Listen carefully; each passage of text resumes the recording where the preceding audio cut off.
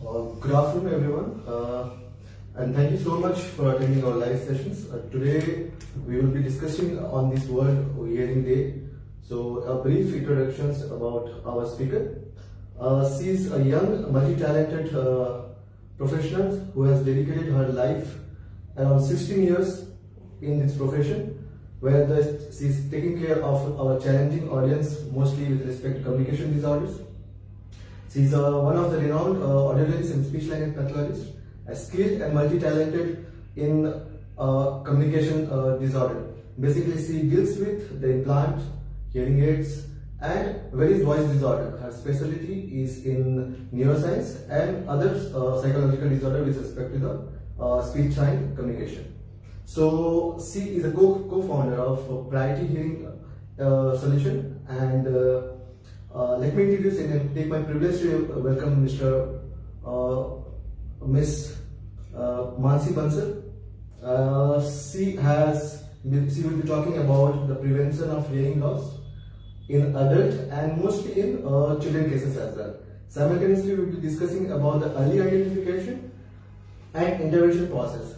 So आज का basic हमारा कंसर्न रहेगा न्यूबॉर्न स्क्रीनिंग, खासकर ताकि ये नेग्लेक्टेड एरिया है हमारे फील्ड पे, और खासकर हमें ये भी बात करेंगे कि क्या ये लॉस आगे चल के कितनी प्रॉब्लम कर सकती है और कितनी क्वालिटी ऑफ लाइफ को अफेक्ट करती है.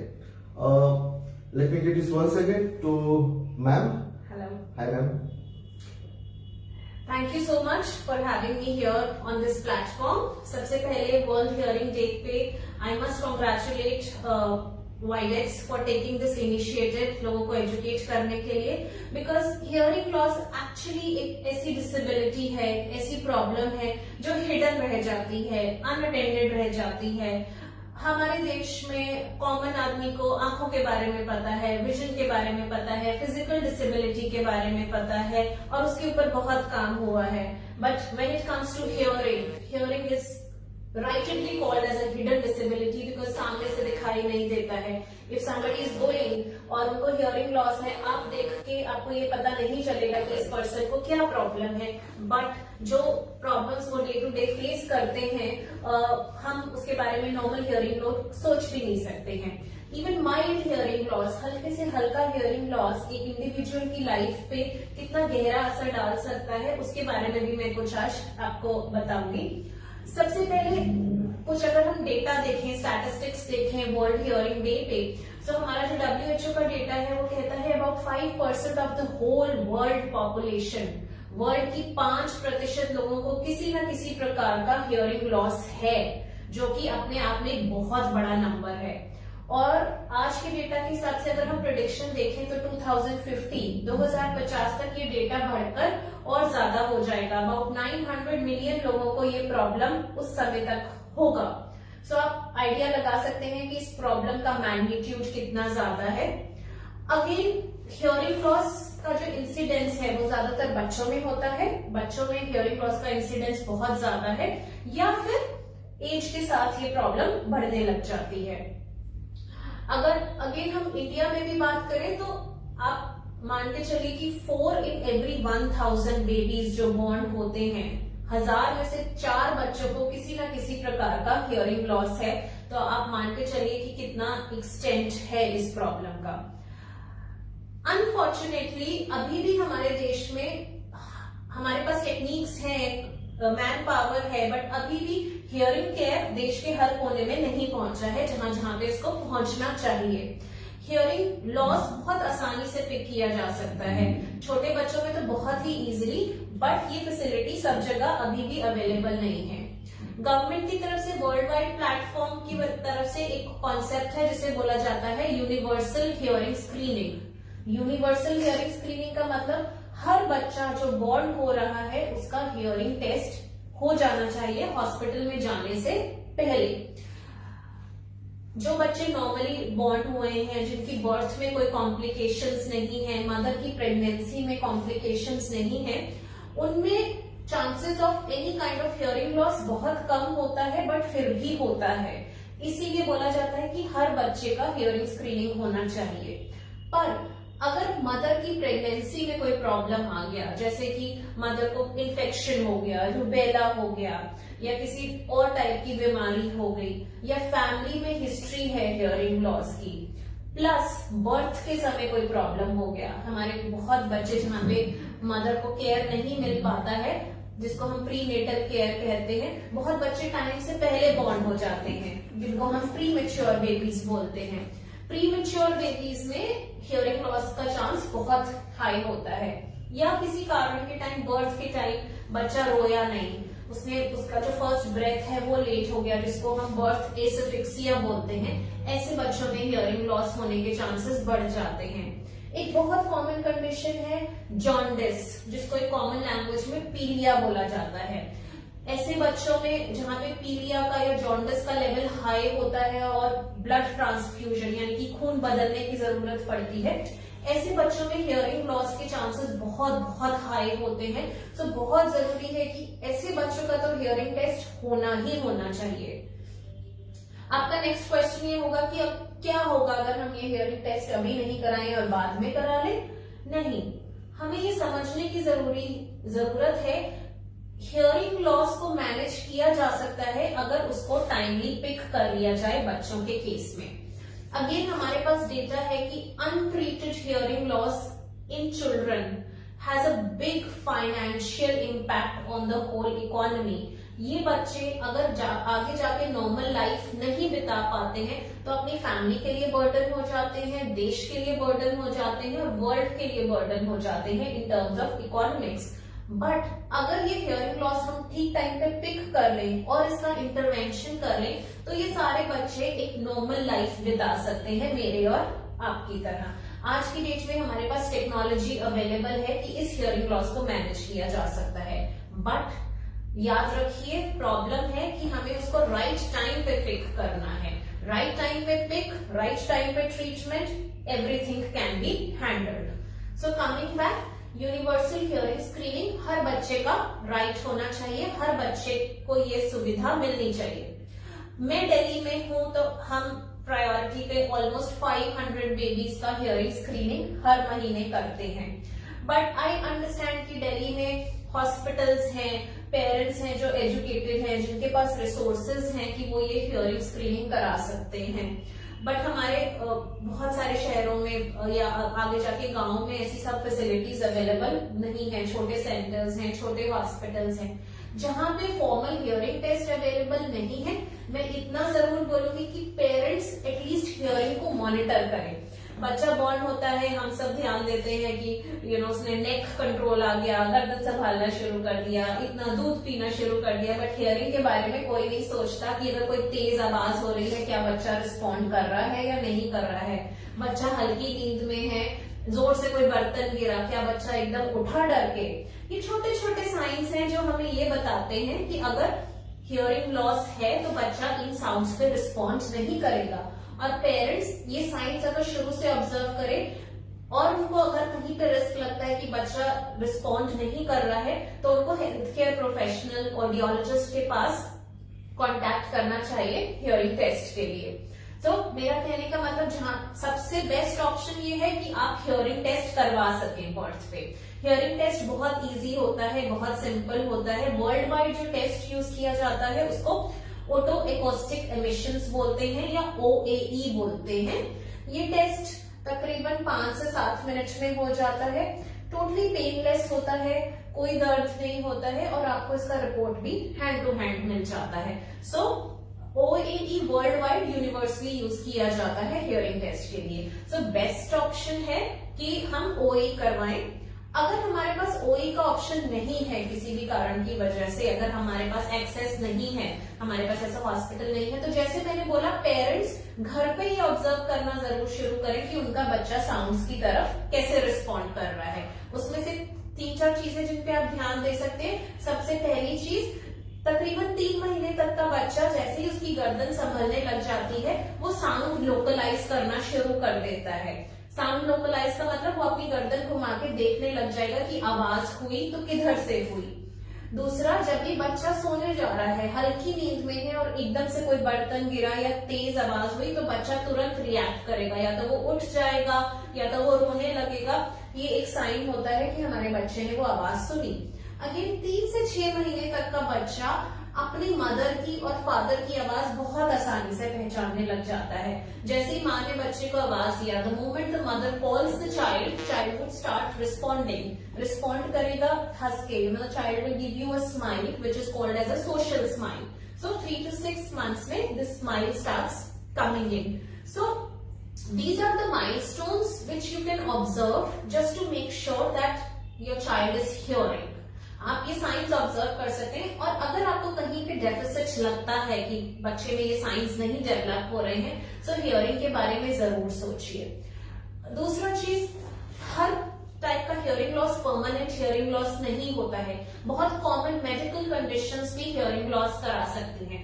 वेरी सिंपल थिंग, बहुत सारा वैक्स, कान का ear wax which is a very common problem, can also cause some amount of hearing loss which is temporary. Wax clear हुआ, हियरिंग नॉर्मल हो गई। छोटे बच्चों में ear fluid, ear infections, wrong feeding positions की वजह से, this is again a very very common scenario. Mothers lie down करके लेट के फीड कराती हैं, जिससे ईयर इन्फेक्शंस के चांसेस बहुत बढ़ जाते हैं। सो नंबर 1, हमने अपने डॉक्टर से करेक्ट फीडिंग पोजीशन सीखना है बच्चे को, ताकि हम बच्चे के कान प्रोटेक्ट कर सके। बट अगर किसी रीजन की वजह से इन्फेक्शन हो भी गया है, so it can be treated if you show it to your doctor, and ये हियरिंग लॉस टोटली रिवर्सिबल हो जाता है। थर्ड सिनेरियो, यस, जहाँ पे अगर कोई बर्थ के समय प्रॉब्लम रहा है या मदर को प्रॉब्लम रहा है, या कई बार विदाउट एनी रीजन अगर परमानेंट काइंड का भी हियरिंग लॉस है, तो हम टाइमली हियरिंग एड्स लगा सकते हैं, या अगर जरूरत है कॉक्लियर इम्प्लांट कर सकते हैं, ताकि ये बच्चा आगे जाके नॉर्मली डेवलप कर सके।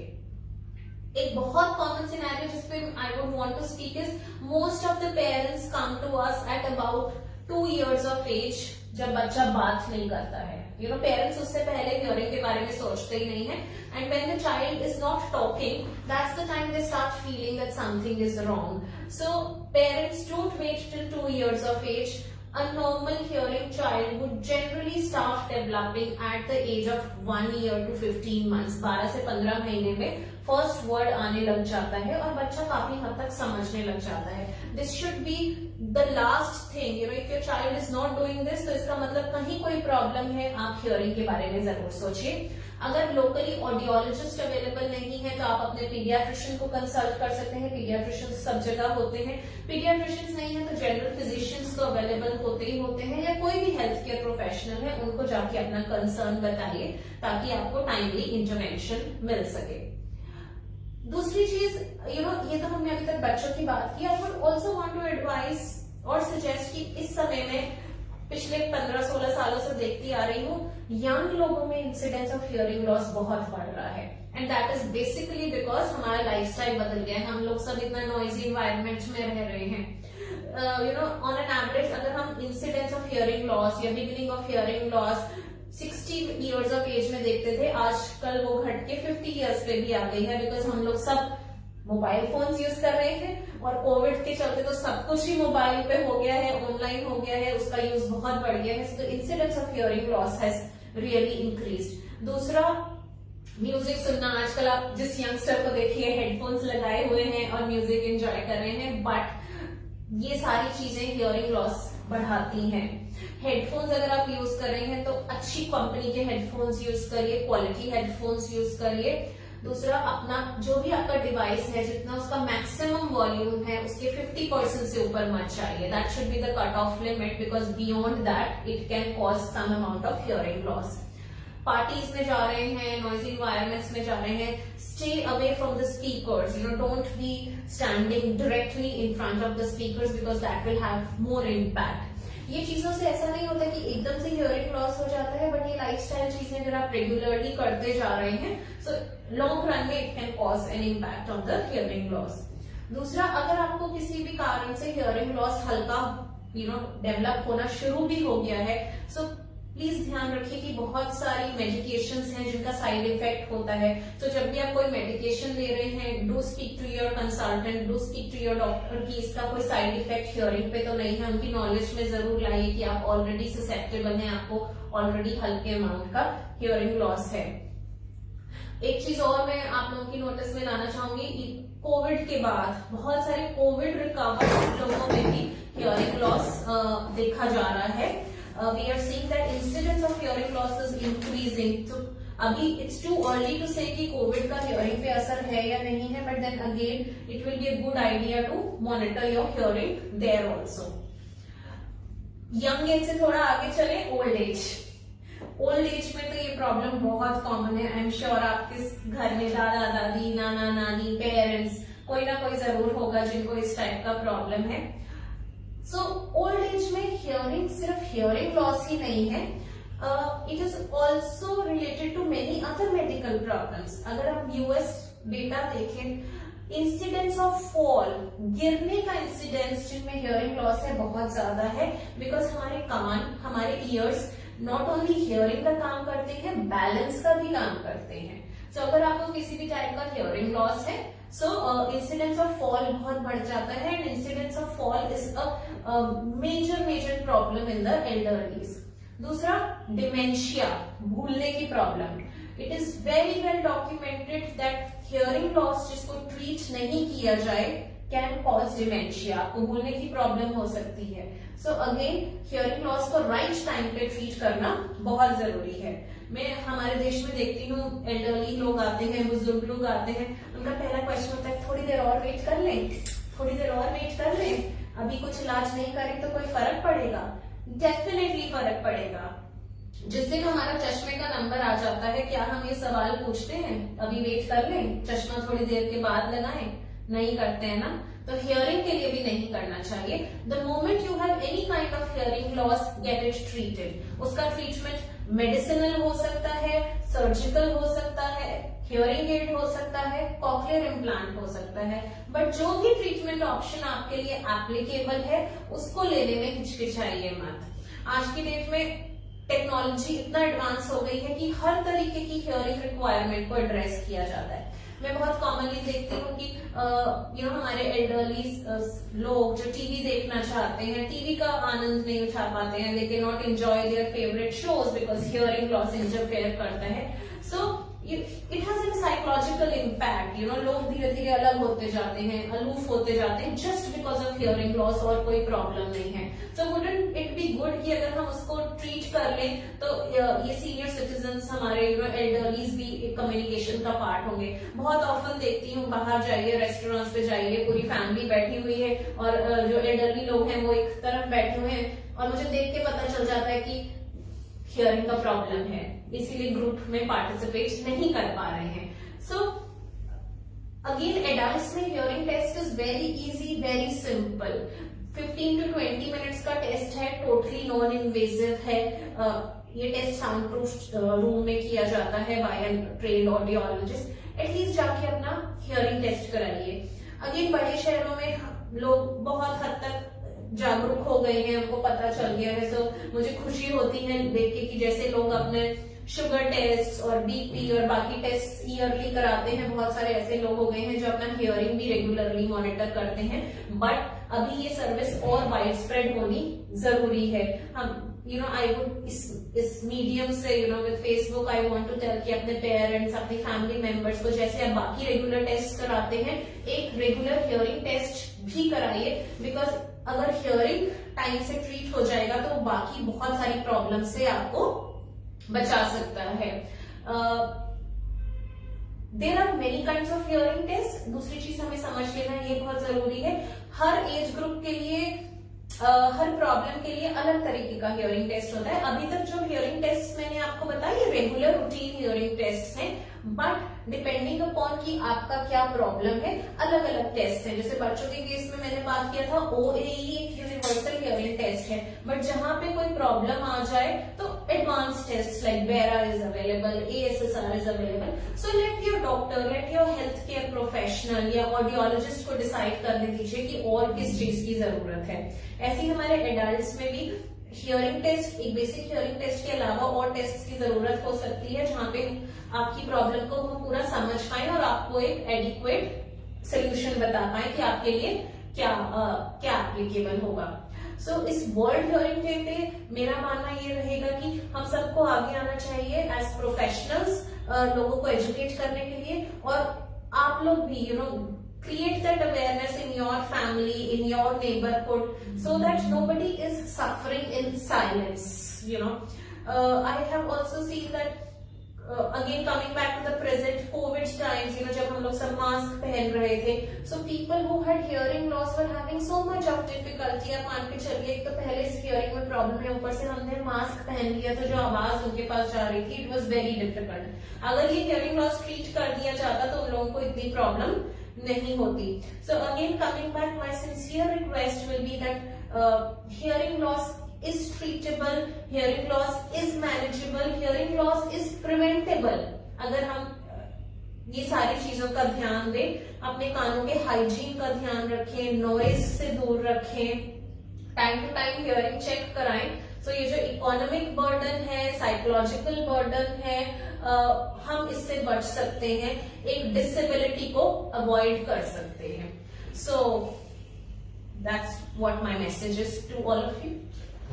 ब्रिलियंट स्पीकिंग मैम, आपने काफी अच्छे से बहुत कुछ एक्सप्लेन किया है. आई थिंक हमारे व्यूअर्स को भी काफी अच्छे से पता चल गया होगा कि हियरिंग लॉस होता क्या है और क्या क्या डिसऑर्डर्स हियरिंग लॉस के साथ हो सकते हैं.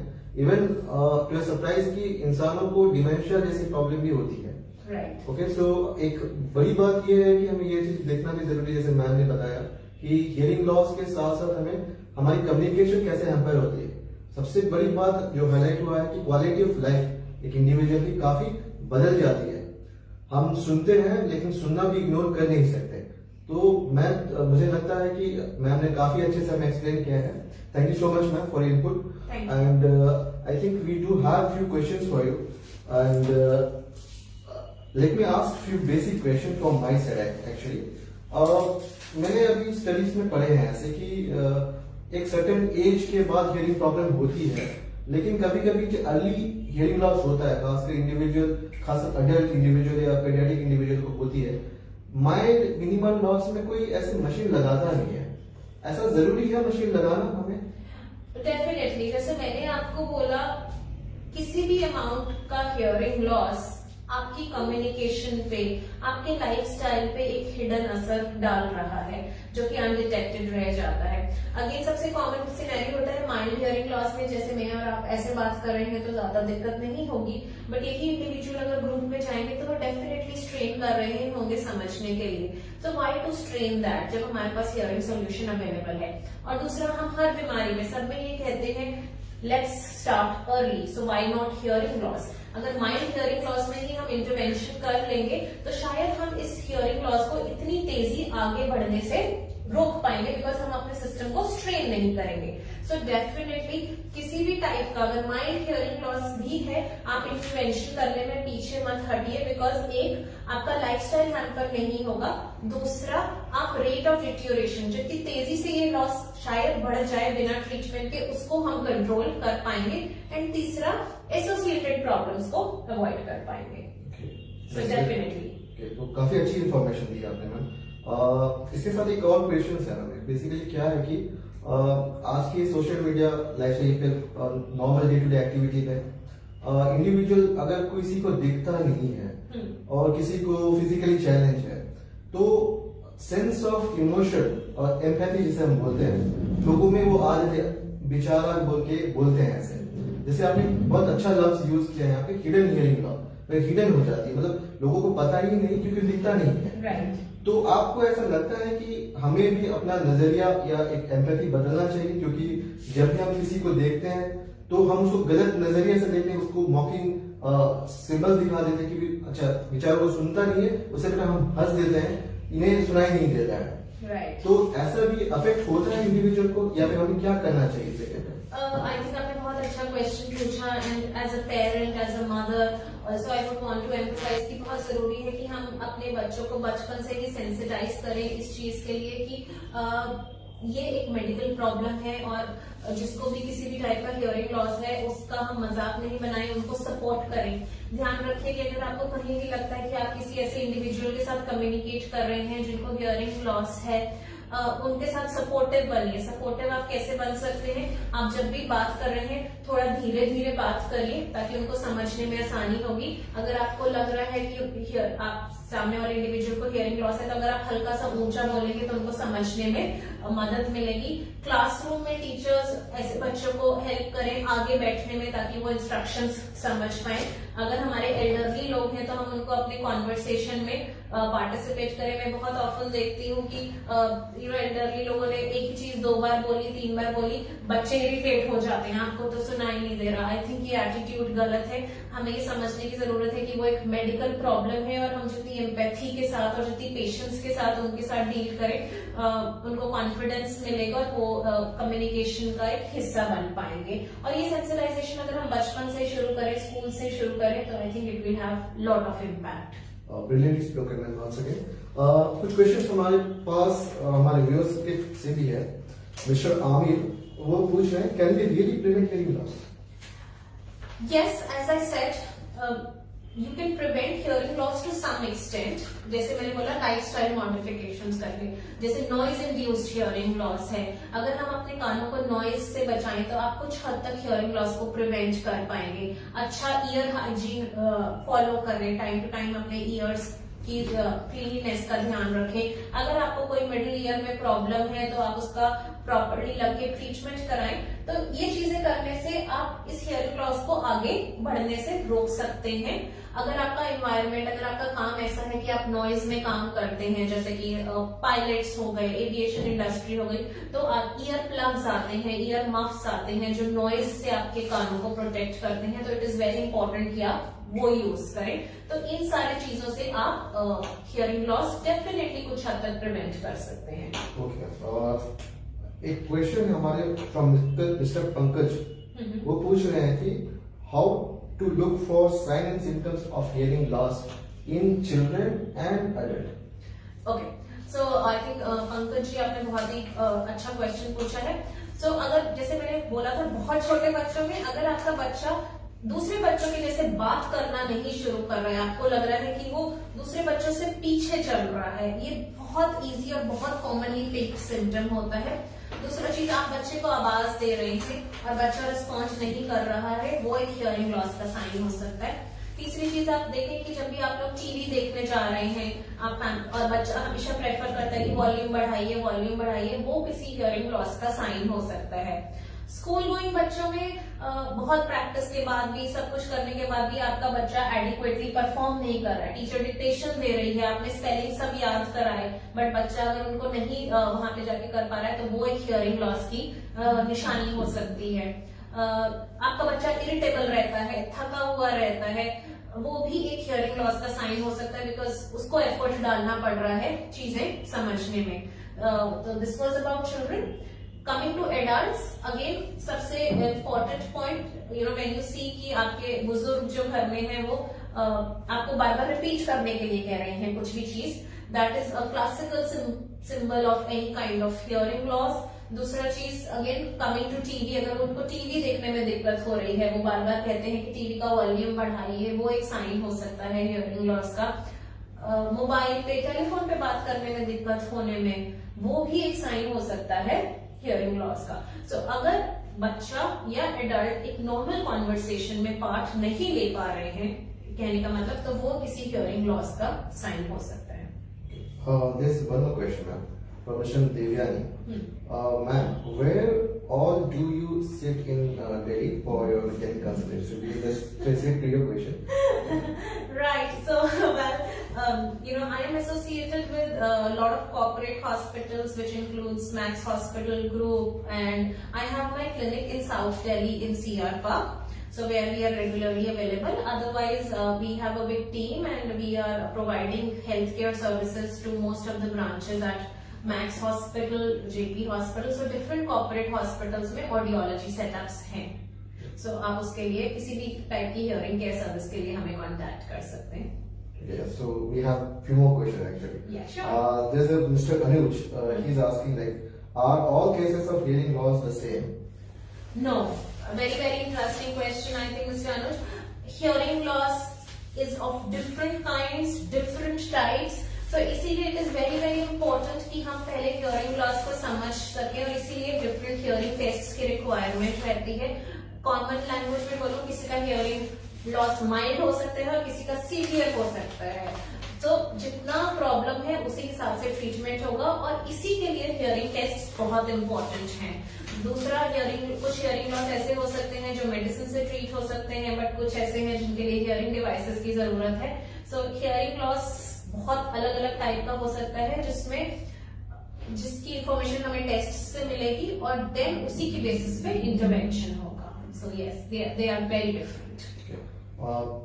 ये बहुत अच्छा इन्फॉर्मेशन था मैम। और एक last question from my side actually, मैं चाहता हूँ कि हमारे व्यूअर्स कुछ अर्बन से हैं, सिटी से भी हैं जो अफोर्ड कर सकते हैं, और कुछ लोग बिजली वर्क से भी हो सकते हैं। राइट। तो मैं चाहता हूँ कि आप अपनी एक एक्सपीरियंस शेयर करें जहाँ पे लोगों को पता चले कि हियरिंग लॉस को कैसे अपने लेवल पे डिटेक्ट कर लिया जाए। अगर कोई सुविधा नहीं है तो क्या क्या करना चाहिए उन्हें, ताकि उनके बच्चों को या उन्हें प्रॉब्लम ना आए कम्युनिकेशन में। ऐसा कोई अल्टरनेटिव मेथड है हमारे पास, या कोई टेक्निक्स है जहाँ पे हम उन्हें हेल्प कर सकते हैं? राइट, आई थिंक बहुत वैलिड क्वेश्चन, और इंडिया में तो ये बहुत ही इंपॉर्टेंट हो जाता है। जैसे कि आपने बोला कि यस, अर्बन इन्वायरमेंट्स में different types of hearing test available है, बट जहां पे ये हियरिंग टेस्ट अवेलेबल नहीं है, सिंपल हियरिंग चेकलिस्ट मतलब कुछ ऐसे पॉइंट्स जो पेरेंट्स घर पे चेक कर सके। वापस आऊंगी अगेन उसी चीज पे, 3 महीने तक का बच्चा अगर किसी तेज आवाज की तरफ रिस्पॉन्ड नहीं कर रहा है, वो एक हियरिंग लॉस की निशानी हो सकती है। 3 से 6 महीने का बच्चा अगर अपनी मम्मी या पापा की आवाज को नहीं पहचान रहा है, या आवाज सुनकर स्माइल नहीं कर रहा है, वो एक हियरिंग लॉस की निशानी हो सकती है। 6 से 9 महीने का बच्चा अगर डिफरेंट तरीके की आवाजें नहीं निकाल रहा है, पापा बाबा बाबा जिसको हम बैबलिंग बोलते हैं, अगर वो नहीं है या वो आके चली गई है, वो एक हियरिंग लॉस की निशानी हो सकता है। And by 1 year of age approximately अगर आपका बच्चा फर्स्ट वर्ड बोलने की कोशिश नहीं कर रहा है, यह एक हियरिंग लॉस की निशानी हो सकती है। दूसरा चीज, पेरेंट्स घर पे ऑब्जर्व कर सकते हैं कि जब भी कोई नॉइज हुआ, क्या मेरे बच्चे ने पलट के उसकी तरफ देखा, रिस्पॉन्ड किया। अगेन नाम से बच्चे को बुलाया, तकरीबन 1 साल तक होते होते हर बच्चा अपना नाम पहचानने लगता है। अगर आपका बच्चा अपने नाम की तरफ रिस्पॉन्स नहीं कर रहा है, यह एक हियरिंग लॉस की निशानी हो सकती है। इनको हम हियरिंग चेकलिस्ट बोलते हैं, जहां पे हम हियरिंग टेस्ट नहीं कर पा रहे हैं तो ये सिंपल क्वेश्चंस के जरिए हम ये पता लगा सकते हैं कि हियरिंग लॉस होने के चांस तो नहीं है। अगर आपको इन क्वेश्चंस में लगता है कि आपका ज्यादातर रिस्पॉन्स यस आ रहा है, तो डेफिनेटली हियरिंग टेस्ट की जरूरत पड़ेगी ही पड़ेगी। आई थिंक मैम आज आपने ऐसा इंफॉर्मेशन शेयर किया है। Ma'am, there's one more question from Garima Agarwal. She Yes. says that my 2.5-year-old baby is not speaking properly. Is that hearing loss problem? Miss Garima, if your 2.5-year-old child is not speaking properly, it is not necessarily a hearing problem, but it could be related. जब भी हमारे पास कोई ऐसा बच्चा आता है, if we have a child who has an issue with speech, we need to do a hearing clearance first. Not all the children who are speaking properly have hearing issues, but जैसे कि मैंने बोला, अगर speech में कोई problem है, it will be a good idea to get the child's hearing checked also. Okay, so thank you so much ma'am. आज आपने काफी अच्छा इन्फॉर्मेशन शेयर किया। आई होप हमारे व्यूअर्स को भी काफी इंफॉर्मेटिव रहा होगा, काफी सीखने को कुछ मिला होगा। मेरे लिए तो कुछ आज नया सीखने के लिए मिला है कि हम सुनने के साथ साथ एम्पैथेटिक होना जरूरी है। जहाँ पे हम दूसरों लोगों को जो मजबूर है उन्हें देख के तो महसूस होता है कि ये प्रॉब्लम है जो दिख रहा है, लेकिन इसे नहीं दिखता, जो नहीं दिख रहा है हमें उसे भी देखना जरूरी है। यहाँ मैं बताऊं, सुनना जरूरी है actually. And this time in world hearing day I would like to inform everyone and I'd like to wish everyone a happy hearing day and take care of your hearing health and take care of yourself and have a nice day. Thank you.